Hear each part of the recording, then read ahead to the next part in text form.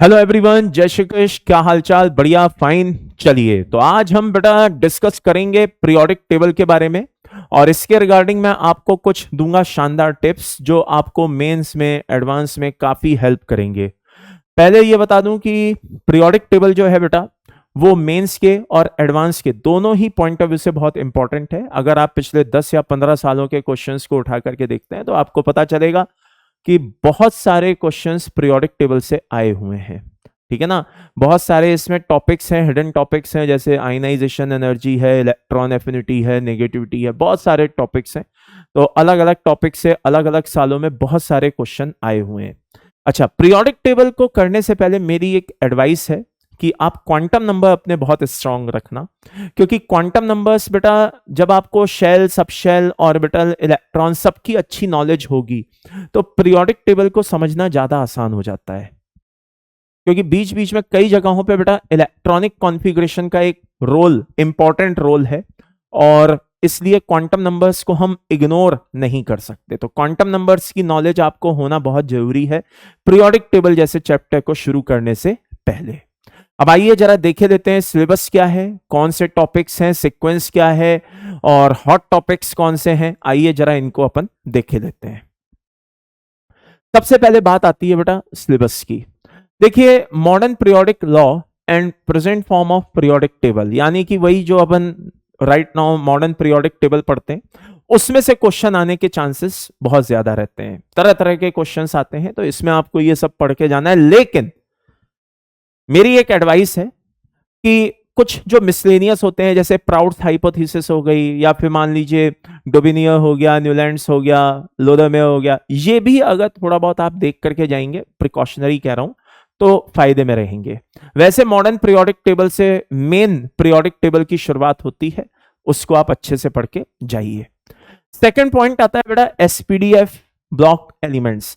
इसमें आपको पता होना चाहिए कि किन ब्लॉक्स में कौन से एलिमेंट्स हैं, मेटल कौन है, नॉन मेटल कौन है, मेटलॉइड कौन है, उनकी फिजिकल स्टेट कैसी है, कौन सॉलिड में मिलता है, लिक्विड में मिलता है, गैस में मिलता है, कुछ उनके स्पेसिफिक जो फीचर्स होते हैं, कैरेक्टर होते हैं हर एक के। फॉर एग्जांपल क्वाइन मेटल क्या होता है, वॉलेटाइल मेटल क्या होता है, नोबल मेटल्स कौन होते हैं। ठीक है ना। तो ये सारी चीजें आपको इस वाले सेक्शन में पता होनी चाहिए। ओके। देन आता है बेटा periodic trends.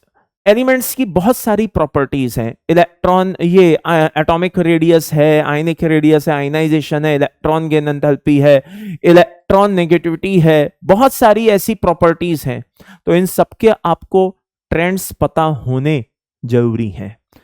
Left to right जाने पे, डाउन द ग्रुप जाने पे, कौन सी प्रॉपर्टी इंक्रीज हो रही है, कौन सी प्रॉपर्टी डिक्रीज हो रही है, वो कैसे दूसरी प्रॉपर्टी पे अपना असर दिखा रही है, इंपैक्ट शो कर रही है, ये सारी बातें आपको बहुत अच्छे से क्लियर होनी चाहिए।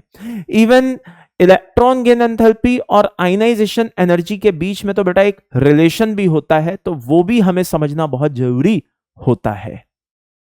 इसके अलावा कुछ ऐसे पॉइंट्स हैं, जैसे वैलेंसी की बात आ गई, जैसे ऑक्सीडेशन स्टेट की बात आ गई, केमिकल रिएक्टिविटी की बात आ गई। तो देखिए, सबके अपने अपने पढ़ने का और पढ़ाने का बेटा तरीका होता है। तो जैसे वैलेंसी है, ऑक्सीडेशन स्टेट है, बेटा ये सब हम केमिकल बॉन्डिंग में एक्सप्लेन करते हैं। और केमिकल रिएक्टिविटी की अगर बात है तो बेटा इसको हम ब्लॉक केमिस्ट्री जो होती है, एसपीडीएफ ब्लॉक्स पढ़ते हैं। ठीक है ना। तो उसमें जाकर के हम इन सब चीजों को देखते हैं। तो सबके अपने अपने तरीके होते हैं, लेकिन आपको तो इससे मतलब नहीं, आपको तो बस पढ़ के जाना है, इन सभी चीजों को ध्यान में रखना है कि हाँ ये हमारे सिलेबस में है। अब वैलेंसी चाहे ऑक्सीडेशन वैलेंसी चाहे आप पीरियोडिक टेबल में पढ़ें, चाहे आप केमिकल बॉन्डिंग में पढ़ें, उससे वो बदल तो जाएगी नहीं, वो जो कंसेप्ट है वो तो वही रहेगा। चलिए आगे बढ़ते हैं। बात आती है बेटा हॉट टॉपिक्स की। ये हॉट टॉपिक्स मैंने इसलिए इनको नाम दिया है, थोड़ा सा मैंने सीक्वेंस बनाने की कोशिश की है। ऐसा देखा गया है कि आयनाइजेशन एनर्जी से बहुत क्वेश्चन आते हैं। उसके बाद देखा गया है रेडियस से बहुत क्वेश्चन आते हैं, इलेक्ट्रॉन एफिनिटी से आते हैं, इलेक्ट्रॉन नेगेटिविटी में से क्वेश्चन कम आए हैं, लेकिन इसकी जो एप्लीकेशंस होती हैं उनमें से बहुत क्वेश्चन आते हैं। ठीक है। उसके बाद पीरियोडिक टेबल, वही जो मैंने अभी आपको बताया मॉडर्न पीरियोडिक टेबल, उसमें से देखा गया है क्वेश्चन आते हैं। कैसे क्वेश्चन आते हैं? मॉडर्न पीरियोडिक टेबल के बारे में पूछ दिया जाएगा, ठीक है ना, उससे रिलेटेड, या फिर जो 100 से ऊपर जितने भी एलिमेंट्स हैं उनके नाम पूछ दिया जाएंगे कि अनिल अनियम क्या होता है, अनिल बाइयम क्या होता है, ऐसे क्वेश्चंस आते हैं। अच्छा, जेड इफेक्ट है, ये कम आता है, ठीक है ना, अभी बीते सालों में देखा जाए तो आते हैं, ऐसी बात नहीं है कि इसके क्वेश्चन ना आते हो, लेकिन ना के बराबर आते हैं, लेकिन हाँ आते हैं। लेकिन जेड इफेक्ट क्या है ना भाई, छुपा रुस्तम है। कहने का मतलब यह है कि जेड इफेक्ट भले चाहे खुद डायरेक्ट इसमें से क्वेश्चन आए या ना आए, लेकिन जेड इफेक्ट एक ऐसी चीज है बेटा जिसको पढ़ने के बाद रियल में पूरी इनऑर्गेनिक में एंड तक फील आता है, समझे? हाँ, तो जेड इफेक्ट बहुत इंपॉर्टेंट है, ठीक है, ये बात ध्यान रखिएगा। अब बात करते हैं बेटा, ठीक है ना, सीक्वेंस की। देखिए, सबसे पहले आपको पीरियोडिक टेबल के बारे में अच्छे से पढ़ना है, किसने क्या अटेम्प्ट दिए, ठीक है ना, सारी थ्योरी आपको क्लियर होनी चाहिए। जब वो थ्योरी पूरी हो जाए तो फिर आपको जेड इफेक्ट पे आना चाहिए, ठीक है। जेड इफेक्ट जब आप अच्छे से समझ लें, ठीक है, तो उसके बाद आप किस पे आइए, रेडियस पे आइए, क्योंकि रेडियस को अगर आप समझना चाहते हैं तो जेड इफेक्ट पे आपकी पकड़ होनी चाहिए, जेड इफेक्ट की आपको अच्छी नॉलेज होनी चाहिए। देन रेडियस जब आप पढ़ लें तो उसके बाद बात आती है बेटा आयनाइजेशन एनर्जी की। आयनाइजेशन एनर्जी को अगर आप अच्छे से समझना चाहते हैं तो आपको इलेक्ट्रॉनिक कॉन्फ़िगरेशन की नॉलेज होनी चाहिए, रेडियस की नॉलेज होनी चाहिए और जेड इफेक्ट की नॉलेज होनी चाहिए।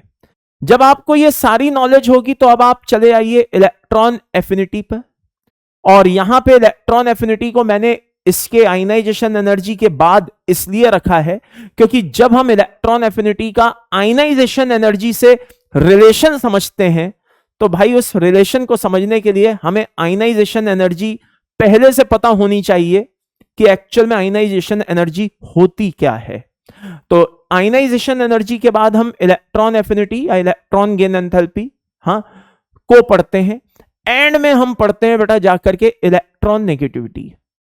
और जैसा कि मैंने बताया कि इलेक्ट्रॉन नेगेटिविटी में से इंडिविजुअली अगर देखा जाए तो उसमें से क्वेश्चन कम आते हैं, लेकिन उसकी एप्लीकेशंस हैं, nature of oxides, ionic character, nature of hydroxides, nature of hydride, naming of compound, colour of compound, कई एप्लीकेशंस हैं किसकी, इलेक्ट्रॉन नेगेटिविटी की।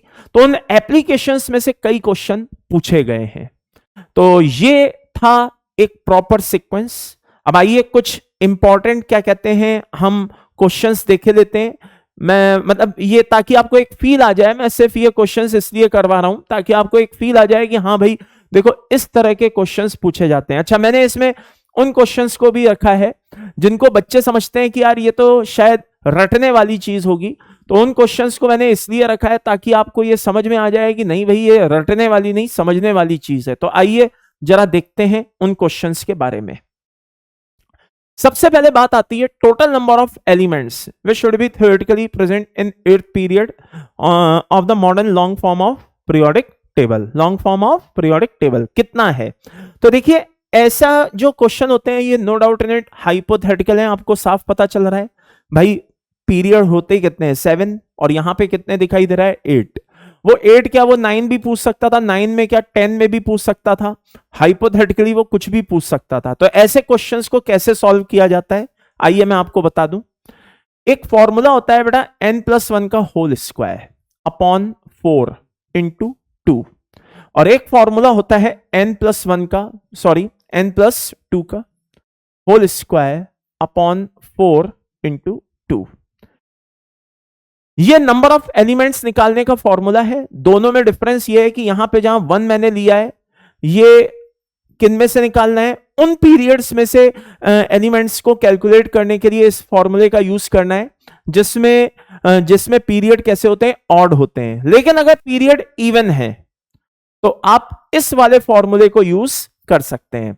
अब क्योंकि आप ठहरे मैथ्स के स्टूडेंट, एक मैथ्स लगा देंगे सर 2 को 4 से इस तरह से काट दो, ये कर दो वो कर दो, तो ऐसे क्यों नहीं कर दिया, वैसे क्यों नहीं कर दिया, डायरेक्ट क्यों नहीं लिख दिया, ऐसे क्यों लिखा। देखिए उसका रीजन है, बहुत ध्यान से सुनिएगा। यहां पे उसने सिर्फ एक सिंपल सा क्वेश्चन देकर के छोड़ दिया कि भाई 8th पीरियड में नंबर ऑफ एलिमेंट्स बताओ, आप ये फॉर्मूला लगाएंगे आंसर आ जाएगा। मैं इस क्वेश्चन को थोड़ा सा घुमा सकता था, कैसे कि भाई एक ऑर्बिटल में मैक्सिमम 2 इलेक्ट्रॉन होते हैं, ठीक है। अब मान लो मैं बोल दूं नहीं 8th पीरियड में नंबर ऑफ एलिमेंट्स बताइए, अगर एक ऑर्बिटल 3 इलेक्ट्रॉन रखता है तो फिर उस कंडीशन में आपको यहां 2 की जगह क्या करना पड़ेगा बेटा, 3 मेंशन करना पड़ेगा। तो प्लीज अपनी मैथ्स ना लगाइए, जो फॉर्मूला बताया गया है बस उसी को अप्लाई करिए और आंसर पाइए। तो होपफुली आप लोगों ने आंसर निकाल लिया होगा। इसका आंसर कितना आएगा बेटा, 50।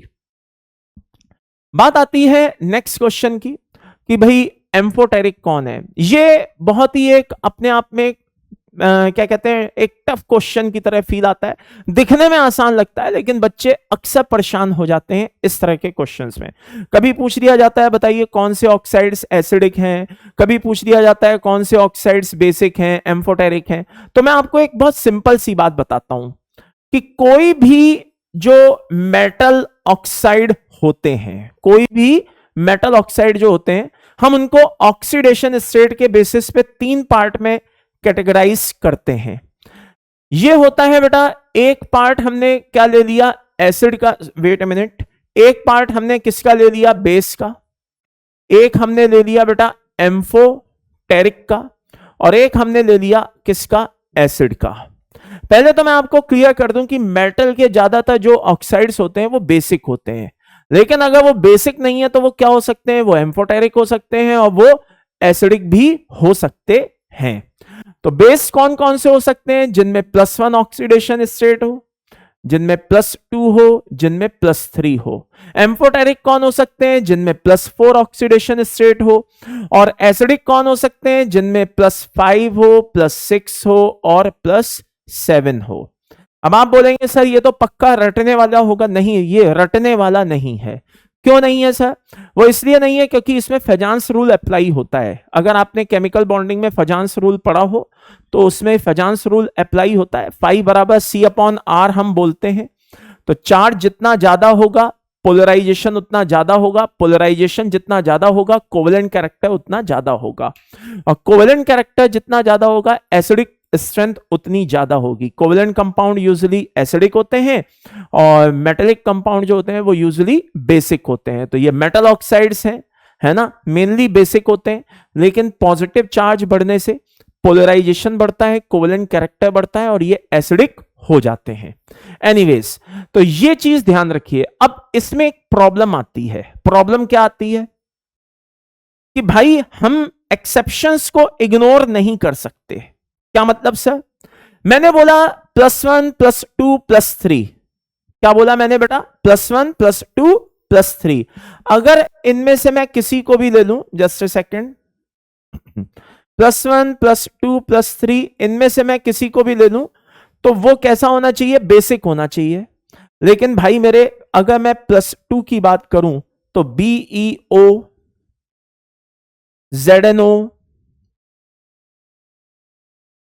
BeO ZnO SnO PbO, है ना, ये सब कैसे होते हैं बेटा, एम्फोटेरिक नेचर के होते हैं।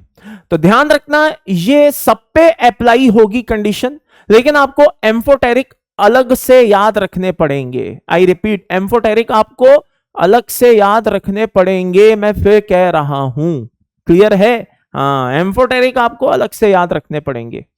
आगे बढ़ते हैं साहब। बात आती है +3 की।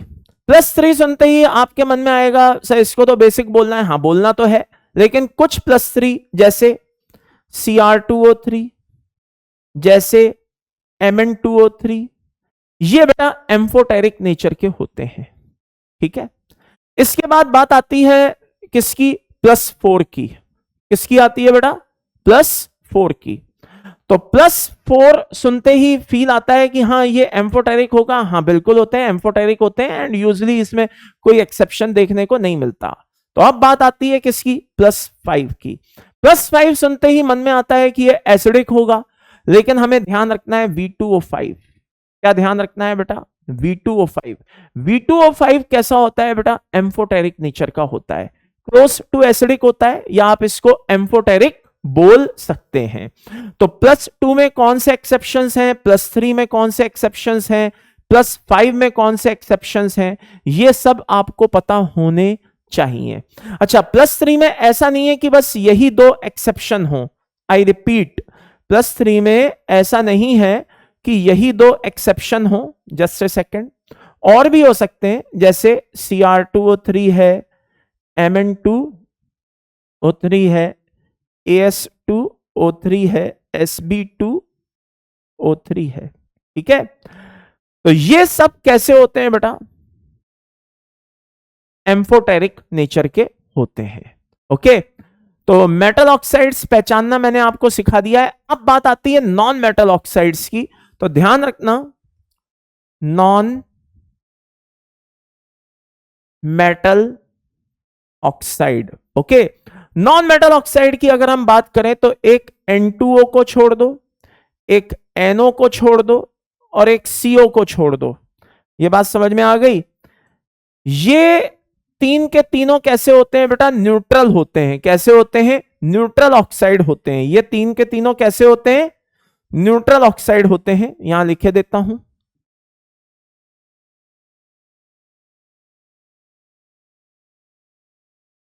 ओके। बाकी इसके अलावा अगर मैं बोलूं तो बाकी जो रेस्ट ऑक्साइड होते हैं वो नेचर वाइज कैसे होते हैं बेटा, एसिडिक होते हैं। बाकी जो रेस्ट ऑक्साइड होते हैं नॉन मेटल के, वो कैसे होते हैं बेटा, एसिडिक नेचर के होते हैं। तो मेरे हिसाब से अब आप पहचान लेंगे कि भाई इसमें एम्फोटेरिक कौन है, अपना AS2O3 है। चलिए next question, number of electrons in SPDF orbital. इस क्वेश्चन को पढ़ने में बच्चे अक्सर गलती कर देते हैं, भिड़ते ही आंसर निकलता है 2, 6, 10, 14। ध्यान से देखिए क्या लिखा है, ऑर्बिटल, यानी कि आंसर होगा 2, 2, 2, 2। ऑर्बिटल किसी का भी हो, चाहे वो S ऑर्बिटल हो, P हो, D हो, F हो, मैक्सिमम उसमें 2 इलेक्ट्रॉन आ सकते हैं। यह भी बहुत शानदार क्वेश्चन है।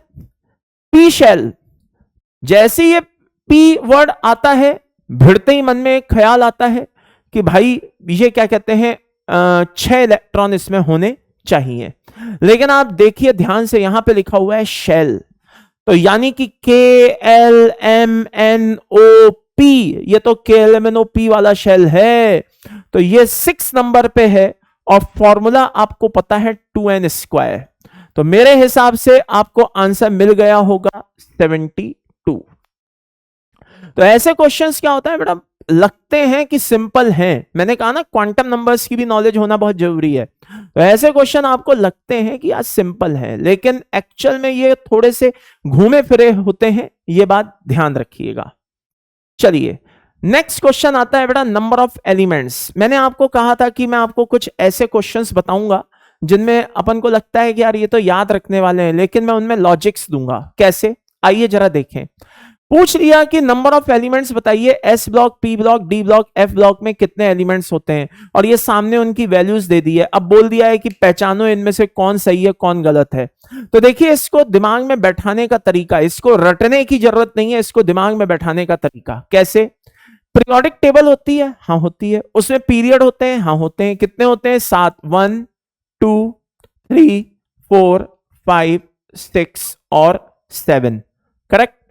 अब आप इनमें क्या करिए, सामने देखिए, फर्स्ट पीरियड में एस ब्लॉक के ही एलिमेंट होते हैं, सेकंड पीरियड में एस और पी ब्लॉक के एलिमेंट होते हैं, थर्ड पीरियड में क्या होता है, वहां पे भी एस और पी ब्लॉक के होते हैं, फोर्थ पीरियड में क्या होता है बेटा, एस और पी के तो होते हैं, बीच में डी भी एंट्री मार देता है। फिर 5 में देखिए एस और पी के तो होते ही हैं, ये डी आ जाता है। फिर 6 में क्या होता है, एस और पी के तो होते ही हैं, ठीक है, डी भी होता ही है, बीच में एक और एंट्री आ जाती है किसकी, एफ की। और यही कंडीशन सेम हमें किसमें देखने को मिलती है बेटा, 7 पीरियड में। अब इसमें जरा हम नंबरिंग कर दें। नंबरिंग कैसे करेंगे कि n की वैल्यू n ही रहेगी for s and p, n-1 हो जाएगी फॉर d, और n-2 हो जाएगा फॉर f, करेक्ट।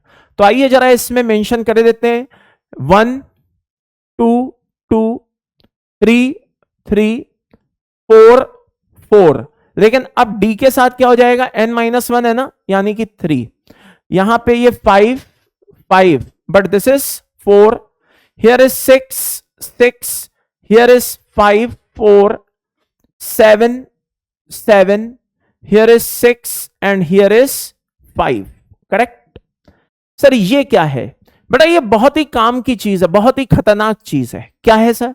देखिए, हमने n प्लस एल के इंक्रीजिंग ऑर्डर के बेसिस पे, ये देखिए n प्लस एल का इंक्रीजिंग ऑर्डर ऐसा दिखाई दे रहा है। ये देखिए, आप चेक करिएगा, आपको n प्लस एल का इंक्रीजिंग ऑर्डर कह लीजिए या एनर्जी का इंक्रीजिंग ऑर्डर कह लीजिए, है ना। अपन ऑफबाउंड सिस्टम पढ़ते हैं, मैंने क्या किया, उस ऑफबाउंड सिस्टम का एक मॉडिफाइड फीचर आपको दे दिया है, ठीक है ना। आप इसके बेसिस पे क्या नहीं कर सकते, इसके बेसिस पे नंबर ऑफ एलिमेंट्स पता कर सकते हैं कि किसमें कितने एलिमेंट्स हैं। आप इसके बेसिस पे पेनिट्रेशन पावर देख सकते हैं, ऑर्डर ऑफ पेनिट्रेशन पावर, कि किसका पेनिट्रेशन पावर ज्यादा होता है, किसका कम होता है। यूजुअली बच्चों को लगता है कि एस ऑर्बिटल का पेनिट्रेशन पावर हमेशा पीडीएफ सबसे ज्यादा ही होगा, लेकिन इसको देख करके आपको समझ में आ जाएगा ऑर्डर ऑफ पेनिट्रेशन पावर, ठीक है ना। और क्या देख सकते हैं, इलेक्ट्रॉनिक कॉन्फ़िगरेशन आप बड़ी स्मूथली बना सकते हैं इसके थ्रू। तो ये मल्टी टैलेंटेड है, ठीक है ना, इसके थ्रू आप बहुत से काम कर सकते हैं। तो by the end summary is this, बात आती है नंबर ऑफ एलिमेंट्स की। चेक करते हैं कि एस ब्लॉक में 14 एलिमेंट्स होते हैं या नहीं होते हैं। तो भाई एस ब्लॉक में देखते हैं 1s 2s 3s 4s सब में S S S S S S S आ रहा है, सात के सातों में। अच्छा, एक ऑर्बिटल में कितने इलेक्ट्रॉन होते हैं? मैक्सिमम 2, और ये कितनों में आ रहा है? 7 में आ रहा है, यानी कि कितने हो गए? 14। तो भाई पहला वाला सही है। पी कितनों में आ रहा है भाई? फर्स्ट को छोड़ दिया जाए तो बाकी सब में आ रहा है, इसमें इसमें इसमें इसमें सब में आ रहा है, यानी कि 6 में आ रहा है। अच्छा, एक पी सबशेल के पास कितने इलेक्ट्रॉन होते हैं? 6, और वो कितनों में आ रहा है? 6 में आ रहा है, यानी कि 36 हो गए, तो ये भी सही है। डी कितनों में आ रहा है? 4 में आ रहा है। एक डी सबशेल में कितने होते हैं? 10, और कितनों में आ रहा है? 4 में आ रहा है, 40 हो गए। एफ कितनों में आ रहा है? 2 में आ रहा है बेटा। एक के पास कितने होते हैं? 14, 2 के पास 28। तो ये तो मैंने सिर्फ एक ट्रेलर दिखाया है आपको, इसको अगर आप बहुत डेप्थ में आगे जाके पढ़ें या आपने लेक्चर में देखे हो तो आपको याद आ गया होगा कि इस तरह की चीजें बहुत इंपॉर्टेंट होती हैं और ये अपने डिटेल में पढ़ी हुई हैं। नेक्स्ट क्वेश्चन आता है बेटा, ठीक है, ऑर्डर ऑफ इफेक्टिवनेस, भाई कौन ज्यादा इफेक्टिव है? तो ये मैंने बताया ना कि जेड इफेक्ट पे डायरेक्ट क्वेश्चन आए या ना आए, लेकिन जेड इफेक्ट से रिलेटेड ऐसे क्वेश्चंस पूछे जाते हैं, हाँ कई क्वेश्चंस पूछे जाते हैं, ठीक है, जिनको आप तभी सॉल्व कर सकते हैं जब आपको जेड इफेक्ट पता हो। अब आप देखिए, एक्टिनाइड कॉन्ट्रैक्शन है, लेंथेनाइड कॉन्ट्रैक्शन है और स्कैंडाइड इफेक्ट है। स्कैंडाइड इफेक्ट को हम डी कॉन्ट्रैक्शन के नाम से भी जानते हैं, अगर आपको याद हो, जो एल्यूमिनियम और गैलियम पे अप्लाई होता है।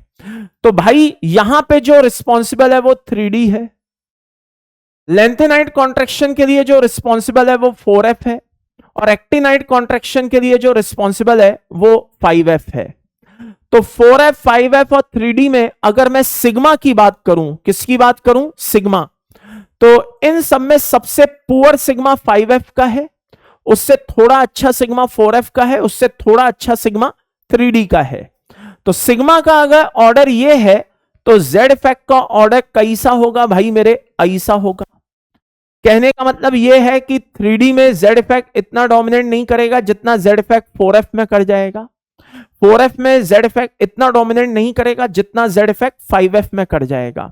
तो 5F का सिग्मा सबसे पुअर, उससे थोड़ा बेटर 4F और उससे बेटर 3D। तो जिसका सिग्मा ज्यादा बेटर उसका जेड इफेक्ट उतना वीक। ओके, एनीवेज, तो ये ऑर्डर ऑफ जेड इफेक्ट हो गया।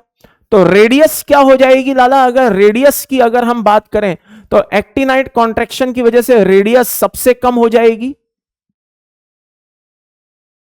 यस और नो?